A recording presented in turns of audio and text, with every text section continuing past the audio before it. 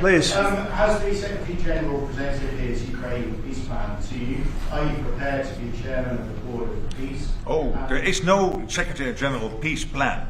But I'm here for, I really want to correct it, because I saw some of that in the media. Of course, many people are thinking how to bring this terrible war to an end and supporting the President in doing that. Why I'm here is to dialogue again with the President how I can be, how NATO, my colleagues and other colleagues in NATO can be of maximum support to get that done.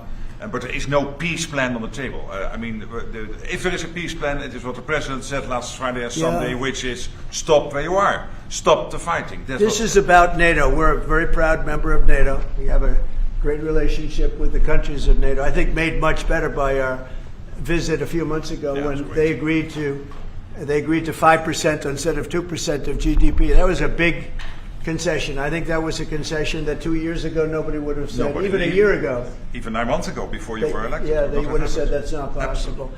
And the difference is they're paying 5% as opposed to not paying 2%. A lot of them weren't paying, with the exception of Spain. I think you're going to have to talk to Spain because they're not. Spain is not a team player.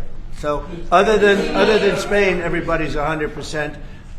And you could solve the Spain problem very easily, I think, if you want. Yeah, Brian, go ahead. Yeah, go ahead. And then we'll take Brian. Go ahead. The soybean farmers, are they going to be getting support from you soon? Yeah, well, they do. So what's happened, you could say with that, you could say with beef, with all of it.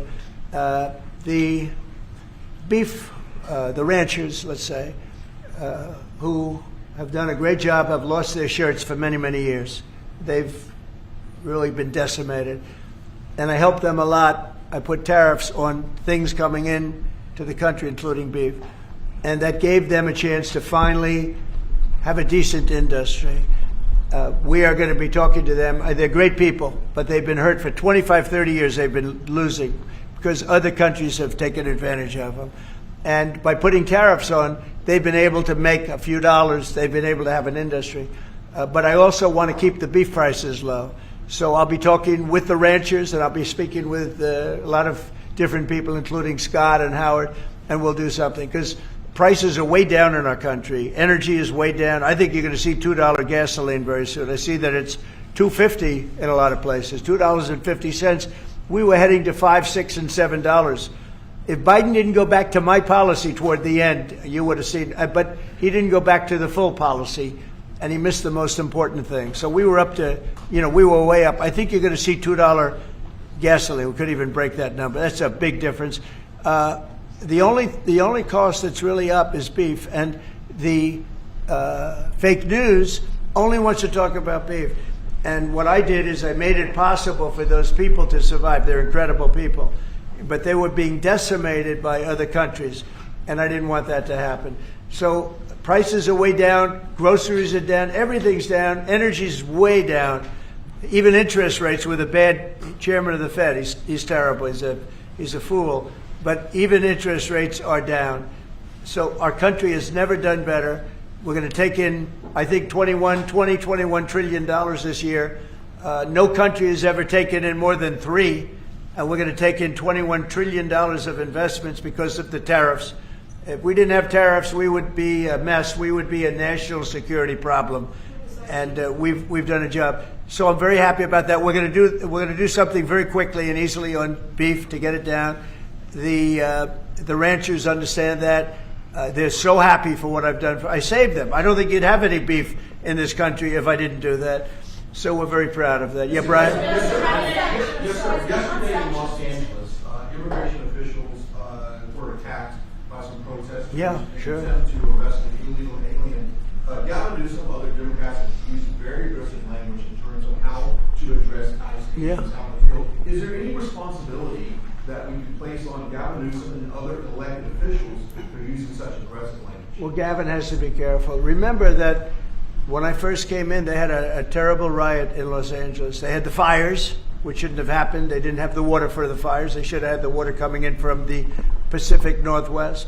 They didn't have the waters. They didn't have water in the hydrants or the sprinklers. So they had the fires, and then they had the riot. And if we didn't go and take care of that riot, you would have lost Los Angeles. You would have canceled the Olympics, which is because of me in Los Angeles. And the police commissioner, the head of the police, said, if the president didn't come in, we would have lost Los Angeles. We did not have the capability of taking care of it. And he said it very strongly. And we did a great job. And within a week, it was all done. Within one day, it was done. But within a week, it was all done. And then they go back to their normal practice of weakness, of not taking care of criminals, meaning taking care of putting them in jails where they should be.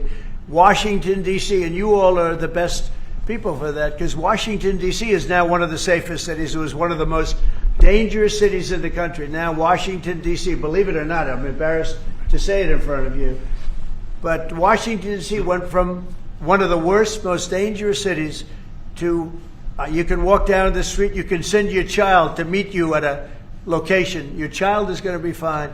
We have a very, very safe city, one of the safest, and very proud of that. Memphis, by the way, is coming along fantastically. We're in Memphis right now. We had the FBI in Chicago. We're doing things. We haven't served Chicago yet. When we do, Chicago will be very quickly a very, very safe city. But if you look at what's happening in Memphis, it's great. But you got to look at Washington. People are coming up to me. People that work in the White House are saying, "Thank you, sir," and I immediately know what they're thanking me about. It's thanking they can walk to work. They would never walk to work a year ago. They can walk into work and they feel safe and secure, and it's beautiful. And I'll tell you what, it's really an honor to add that great ballroom to the structures in Washington. It's going to be one of the great ballrooms of the world, and I think it's going to be something you're all going to be very proud of. As it relates to your meeting that's coming up with President Xi, what do you hope comes out of that meeting? What deliverables? I think we'll make a deal. I think we're going to make a deal on the rare earth is the least of it. Look, the tariffs are much more powerful than the rare earth. The rare earth is a disturbance, but there's a lot of rare earth around. I'll tell you, I've had more calls on rare earth. We've got it. Everybody's. We'll make a deal on, I think, everything. I think we're going to make a deal on soybeans and the farmers. I think we're going to make a deal on maybe even nuclear. President Putin in his call mentioned to me about nuclear, where we do a de-escalation, and I'm fine with that. I think it's good. I think it's a very appropriate thing. We have the most nuclear weapons. Russia's second. China is actually third by a long way, but they'll be even within 4 or 5 years. Too many.